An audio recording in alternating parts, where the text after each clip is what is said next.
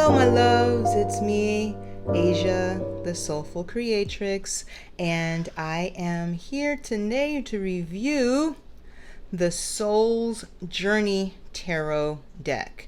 Okay, this deck is a lot. I am not going to even try to sugarcoat this for you. There was a lot to dive in with this deck, and I got this deck because I needed a lot. So if you want a lot and you need a lot, this deck is for you. So let's get to it. This is a 78 card deck based off of the Thoth Tarot. And why I wanted this deck, I specifically sought out this deck, and it was because I've been working with Kabbalistic symbology and the Tree of Life. So if you are looking for a deck that will tie you closer to the Tree of Life, to the Kabbalistic symbols, then this deck is definitely one for you. Now, I love the gold. I don't know if you can see it in the lighting, but it does have gold edging, and I loved that the box was strong enough to deal with me. Okay, as far as the artwork goes, it is artwork. So here we are. Each card has it's very interesting imagery. The artist says in the guidebook that they wanted to create imagery that would allow you to not have to memorize the deck. So that is why it is the way it is. Each card, each symbol, each thing on each card actually means something, as the artist made it, and it is designed to help you intune more messages from each of the cards. You see the Two of Swords there. Okay, it's just, for me, I don't like how muted the cards look. I don't know how best to say that. It's just not my art style. If I were going to go art style, it's not my art style, but I get it.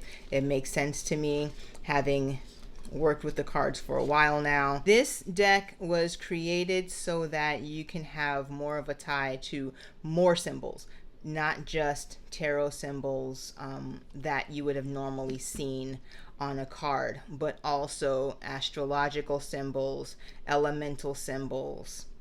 See, these are, so each card will contain astrological symbols, the elements, and a tie to the Tree of Life. The book is very detailed, and as you can see, my book is kind of falling apart. Apparently, I get these a lot, but my book is falling apart. And what I liked about this book, because I wanted something that was going to help me tie better to the Tree of Life, I really enjoyed how this book laid out all of the symbology, especially here for the Kabbalistic worlds, for the Tree of Life, so you can see for how the minor arcana cards are laid out. Here you have your elements, the signs, the planet, the number in the suit, how the court cards work. This is really the only real pictures in the book. I like how they give you the planet, the symbols and the astrological signs. Each of the cards that are laid out, it also gives you, so the title of it, a little bit about it, but what I like is that it will tell you what Kabbalistic world the card resides in, and what Sephiroth it resides in. So this would be in Chokmah and Binah, so that you can tie it back.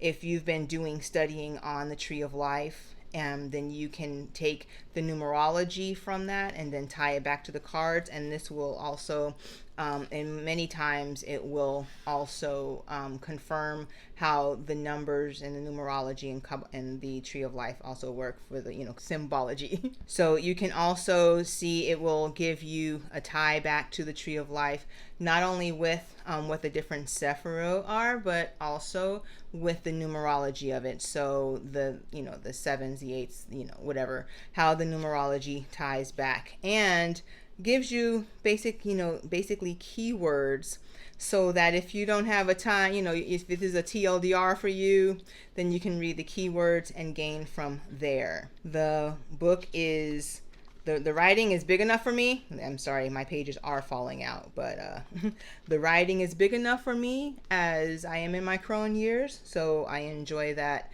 as well. Okay, so all of that being said, I will give you like a little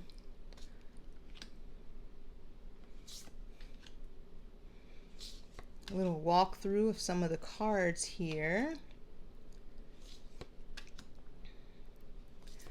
I started on a journey into Kabbalistic symbolism about a year ago, while I was working on my master's portion of my schooling. In order to complete the doctorate, you needed to complete like some master's courses, and one of the master's courses was actually on Kabbalistic symbolism and the tree of life. And I found it so compelling, I needed to go in more. That's what I do, I just go deeper, and so I needed to go in more. And as I have started my divination journey, started with tarot and oracle cards, I felt that there had to be a way to tie the Kabbalah, the Kabbalistic symbols and the tree of life to the tarot. And I went searching for a deck. This deck did it. Everything on each of these cards means something, and that's what I love about the deck. They give you so much to glean from, so much to be able to say, okay, yeah, this is the Wheel of Fortune, and so it's going to, see, it's going to tie there. It's going to tie with the zodiac and where you are. It's Jupiter. It's so much. A little scary there. Was the Capricorn, if not ever, right? This is definitely a Capricorn card. Let's see. I like the Eight of Swords. I tend to get this one a lot, I'm not gonna lie. Strength.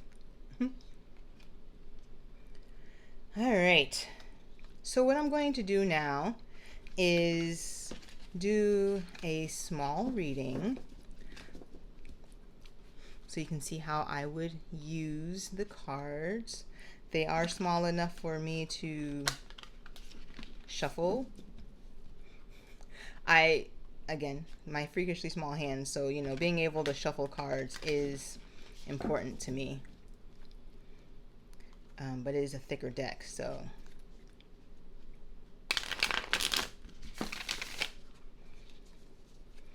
there you go. That was the ASMR portion of the shuffle.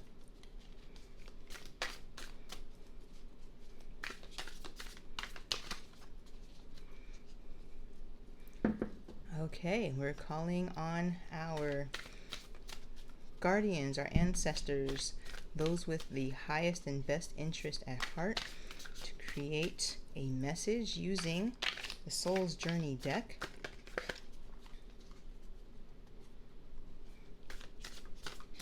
What would our message be for today? Here's my cut. All right. And here are my cards.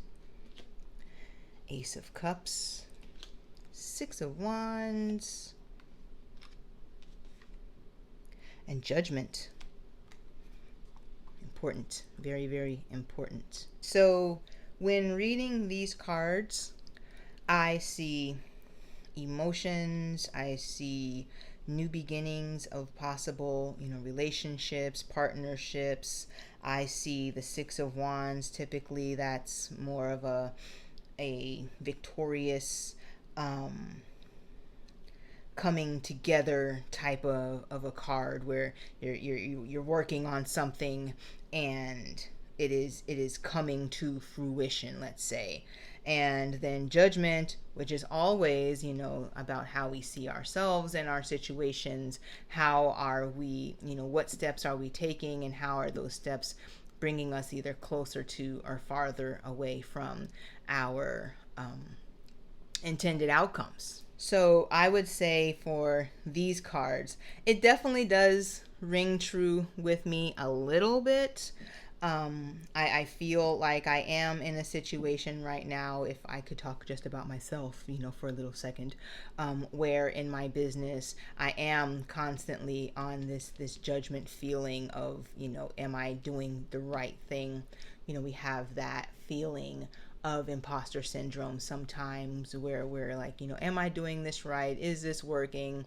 I think the irony of using these cards for this video is that because the Tree of Life and the Kabbalistic symbology is so new to me still, and there's still so much to learn, that I have yet to really ever feel comfortable with these cards.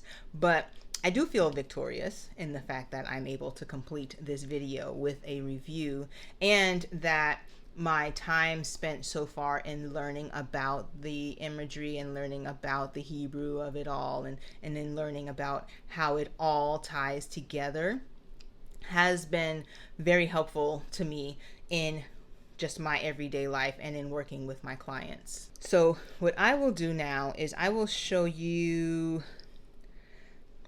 the Judgment card, only because this one has a full load of symbols on it.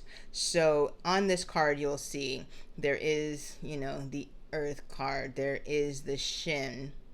That's Shem in Hebrew. You get the Judgment, you get the 20. You get that this is, a Moon card. That's a Pluto. This is the Pluto card. Pluto being in darkness and shadow, and in truth, and in bringing that truth from that shadow. Here you have the person, and you see the three shadows there. I guess that might be past, present, future. I don't know. Let's see. And then of course you have the Shem burning. Shem, is like that fire. So it's like burning away those things that are no longer serving you, those things that are not your truth. And then there's, Pluto is the planet for this. So I'm going to now go through and read what the guidebook says about this one card, so that you can gain more understanding about what I'm saying when I say that this is a very deep deck, and it has so much for you to jump in on. Judgment. Judgment is not an event or a moment in time. Judgment is continual and eternal. It is a constant examination of the growth of the personality toward the universal consciousness. Like we're just already starting in on depth, right? Judgment sits on the first path of Malkuth, material world, into Hod, splendor, which is on the pillar of severity on the Tree of Life. If you know, the pillar of severity is the right side of the tree, the feminine side of the Tree of Life.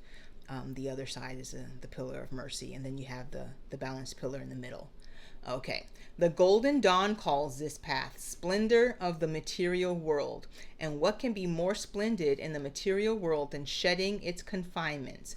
It is a path on which the factors of the personality first encountered in the world are closely examined and scrutinized or judged. Judgment is one of the three maternal letters of the Hebrew alphabet on the Tree of Life. Aleph, fool, which is air. Mem, the hanged man, which is water. Shin, judgment, which is fire. So if you look on the Tree of Life, hold on, let me get it for you. All right, so here is in the book, if you're looking on the Tree of Life, you have your three different Sephirah, and then you have the three that it mentioned here, and this is judgment right here, which is on the right side right there. With the three elements in place, creation is complete. From the spirit he produced air and formed it in 22 sounds, which were the letters, right? 3 are mothers, 7 are double, and 12 are simple. But the spirit is first and above these. So when you're looking in on the creation story, a lot of the tree of life will harken back to the creation story, to the spiritual text, the text of either basically of Genesis for this story. But when you're looking at the creation story and how things were created, this is a part of that. And let's see, this is a part of that. And so, as the fire completes the descent into the material world on the tree of life, so through trial of fire we begin our ascent into the world of spirit. Perhaps another clue into the card is its association with the Hebrew letter shin, which means tooth. And so the path of judgment, biting, and tough. A tooth can also kill, i.e. a wolf or a lion. Therefore, it is only appropriate that the tooth represents a killing of your physical self and the path of spiritual birth or rebirth. In this card, the letter shin is at the bottom, spitting fire, coming out, so that's right there, right? Okay.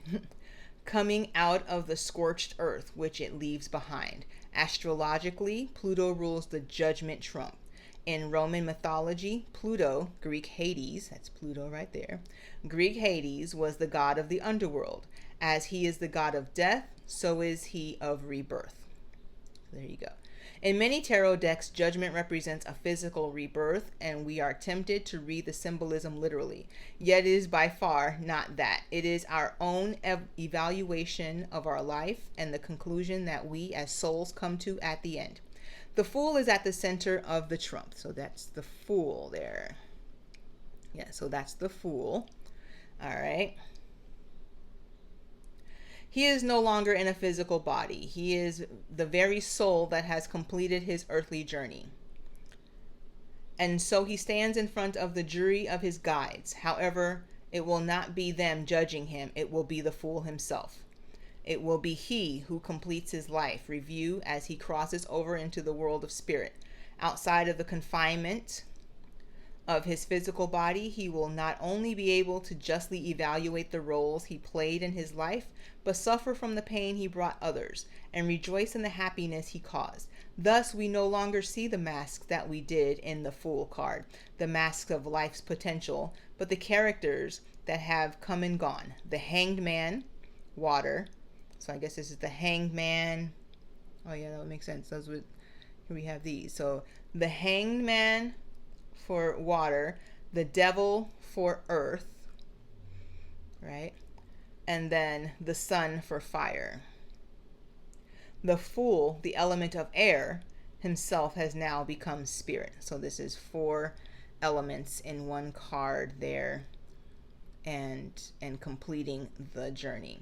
In a tarot reading, judgment can represent one or more of the following: reviewing your life, a major decision which will have a big impact on your life, renewal, birth, transformation, finding hidden abilities. And that's what the guidebook has to say about that. Did I not tell you? It's a lot. It's a lot. It's a lot. I asked for a lot. I got a lot. If you want a lot, if you want depth, if your inner dark Scorpio, truthful needing Sagittarius is wanting more than just your basic tarot card deck, you want to add in elements, you want to put it all together maybe in your journey for yourself, and you're looking for more guidance, maybe using even the Tree of Life, then this deck is for you.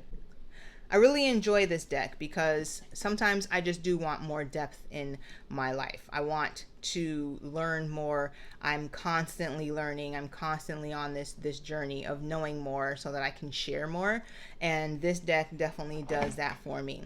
It sometimes feels like I may have, exploded my head a little bit when I am going through and using these cards. I tend to use these cards when I have a lot more time, or when I'm going in depth with someone on their question and they need a lot more depth in their question. That being said, this is the Soul's Journey Tarot.